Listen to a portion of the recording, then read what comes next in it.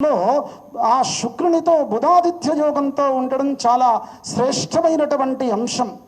రామచంద్రుల వారికి ఏ విధంగానైతే జాతకంలో వివిధమైనటువంటి ఎక్కువ యోగాలు ఉన్నాయో, ఉచ్చస్తే గ్రహపంచకే అనేటువంటి స్థితి ఆ రామచంద్రుల జాతకానికి మన యొక్క కేసీఆర్ యొక్క జాతకంలో కూడా ఆ విధమైనటువంటి ఉచ్చస్థితి అయినటువంటి స్వస్థానపూరితమైనటువంటి గ్రహాల చేత ఈ సంవత్సరం చాలా సంపూర్ణమైనటువంటి ఆరోగ్యమే కాకుండా ఖచ్చితంగా ప్రజాపాలన ఆ యొక్క ఈ తెలంగాణ ప్రజలు ఏ విధమైనటువంటి ప్రజాపాలన కోరుకుంటూ ఉన్నారో మళ్ళీ కూడా తిరిగి ఆ యొక్క కేసీఆర్ గారు ఖచ్చితంగా ముఖ్యమంత్రిగా పట్టం పట్టడానికి అవకాశం ఉండేటువంటి సంవత్సరం ఇది.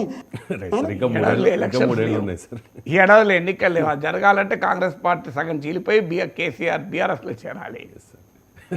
Right sir. ఇక